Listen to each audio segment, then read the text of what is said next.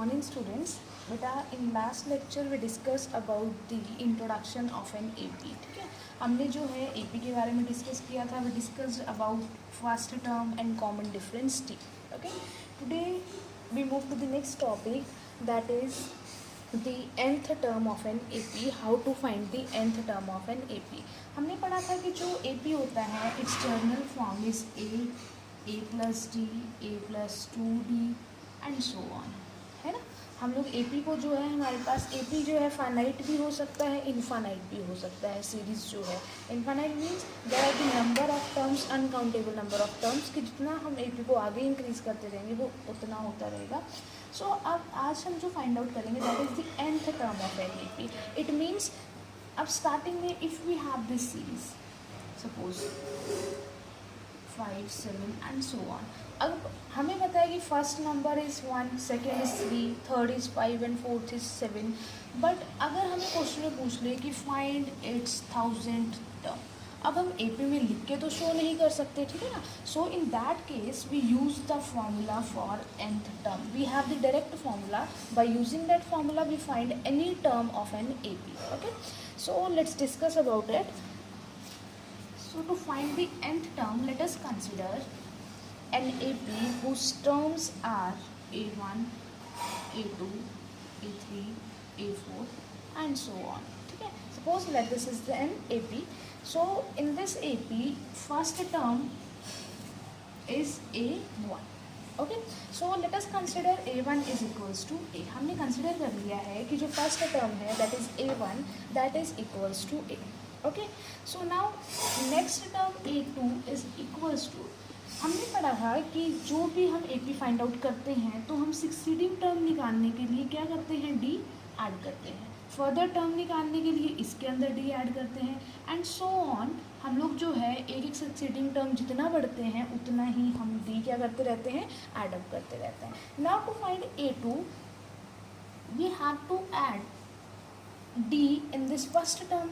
Okay, so now beta, and A1 is equals to A, that is equals to A plus D. Okay, now this can be written as A plus 2 minus 1 into D. इसको हम D है, इसको हम 2 minus 1 into D लिख सकते हैं, है ना. Now if we discuss about A3 term, it can be written as A2 plus D, that is equals to A2 plus D. And what is A2? That is equals to A plus D. A2 की जगह अगर हम A plus D put करते हैं and 1D is here, so this is equals to A plus 2D. And beta 2D can be written as A plus 3 minus 1 into D. Okay, आपको ये चीज़ पे ध्यान देना है जो हम ये फाइंड आउट कर रहे हैं. Similarly, when we find A4, that is equals to A3 plus D, and A3 is equals to A plus 2D. So this is equals to A plus 2D plus D, and this is equals to A plus 3D. And this 3D can be written as A plus 4 minus 1 into D. अब बेटा हमने जो series लिखी है वहाँ से हमने एक चीज़ नोटिस की है कि जो हमारे पास फर्स्ट टर्म होती है that is A1, that must be equals to the first term. उसमें हम कुछ भी ऐड या सब्ट्रैक्ट नहीं करते.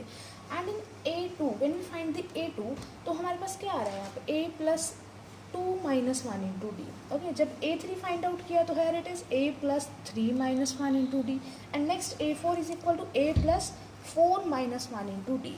ऐसे ही अगर हम फर्दर ऑन प्रोसीड करते हैं, ठीक है, for any term suppose n, हमें नहीं पता कि क्या टर्म है, let us consider that term n. So बेटा an is can be written as a plus n minus 1 into D, है ना. तो इसे हम लोग जो है इस फॉर्म में लिख सकते हैं and this is the formula for the nth term. It means by using this formula you can find any term. आप किसी भी नंबर पे अगर आपको कहा जाए 1000 टर्म फाइंड आउट करो तो it's not possible to write the numbers up to 1000 place. So we can directly use this formula that is the nth term of an AP. तो अगर आप लोगों को क्वेश्चन के अंदर सपोज कोई भी सीरीज दी है, suppose we have the multiples of 4, इन्होंने कहा है कि फाइंड द 50th टर्म, तो हम 50th टर्म तक इनको नहीं लिखेंगे, हम लोग डायरेक्ट क्या करेंगे, we have to find 50th term ना. So what is this 50, this is n. We have to find a50. So in that case a50 is equals to a plus 50 minus 1 into d, that is equals to a plus 49d, and from this series we can find a and d both and put the values of a and d in this, and then we can easily find that 50th term. Okay, so this is all about the nth term. Now next topic is the sum of the terms of an AP, कि अगर हमें question में कहा जाए कि हमें sum find out करना है, sum means when we add the terms of an AP, then how to add the terms. So it is not easy बेटा कि हमारे पास इन्फानाइट नंबर ऑफ सीरीज़ भी है, या फिर अगर हमारे पास एपी की सीरीज़ है अप टू 50 प्लेस, तो इट्स नॉट ईजी कि हम 1 by 1 नंबर को ऐड अप करें up to 50 terms. So for some of terms we have the direct formula for it, sum of nth term.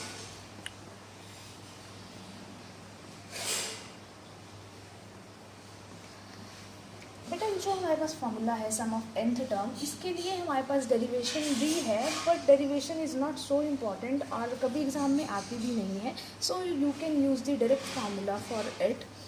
So if you have an A P, suppose A, इसी को हम consider कर लेते हैं, that is the general form of an AP and so on. Okay, so बेटा sum of nth term आप n भी use कर सकते हो. n means the number of terms, जितने भी नंबर ऑफ टर्म्स हम फाइंड आउट कर रहे हैं, सम 20 टर्म्स का, 50 टर्म्स का, we can put the value of 50, 20 whatever it be है. ओके, तो Sn is equals to n by 2 2a plus n minus 1 into d. Okay, so this is the general formula to find the sum of the nth term of an AP. Now if we solve it further, n by 2, this 2a can be written as a plus लिख सकते हैं ना, 2a को a plus a, that is equals to n minus 1 into d. But we know that this is equals to A N. हमारे पास ये जो भी हमने फॉर्मूला लास्ट किया है, that is equals to A N, so it can be written as A plus A N. Okay, and बेटा हम लोग जो है ए एन को बहुत बार लास्ट टर्म भी बोल देते हैं. लास्ट टर्म मीन्स अगर कोई भी ए पी है जो फाइनाइट है, फाइनाइट मीन्स जिसमें फाइनाइट नंबर ऑफ टर्म्स हैं, काउंटेबल नंबर ऑफ टर्म्स हैं, तो उसमें जो लास्ट है टर्म, जैसे हमारे पास 2 डिजिट नंबर है, 1 2 sorry it start from 10 11 12 and up to 99. तो इस केस में जो लास्ट टर्म है दैट इज इक्वल्स टू 99. तो ऐसी सीरीज़ जो हमारे पास फाइनाइट होती है उनमें लास्ट टर्म हमें पता होती है, so we can use this formula also. हमें क्वेश्चन में कई बार जो है अगर इनफाइनाइट सीरीज़ है, हमें कोई भी nth टर्म का सम पूछा है, then we have to use this formula. But अगर हमें क्वेश्चन में कहा है कि of an A P first term is given and last term is given, then find the sum of this nth term, तो हम लोग ये वाला फॉर्मूला भी डायरेक्ट यूज़ कर सकते हैं. ओके, सो बेटा these are the formulas of nth term of an AP and sum of an AP. Mostly जो हमारे पास 3 नंबर में क्वेश्चंस आते हैं वो मोस्टली सम के ऊपर बेस्ड आते हैं, या फिर कुछ क्वेश्चंस ऐसे आते हैं जिसमें हमें nth term as well as हमें जो है sum of the nth term भी यूज़ करना पड़ता है. कुछ फॉर्मूलाज हमारे पास डायरेक्ट होते हैं, जैसे sum of first n positive integers लगा लो. ठीक है, कि अगर हमें जो है फाइंड आउट करना है sum of first n positive integers, हमारे पास पॉजिटिव इंटीजर्स हैं, कोई भी पॉजिटिव इंटीजर्स कहाँ से स्टार्ट होते हैं, 1 से, that is 2 3 4 and so on up to n. अगर हमें कभी भी फर्स्ट n पॉजिटिव इंटीजर्स का सम फाइंड आउट करना है, we have direct formula for it, that is equals to n plus 1 divided bye.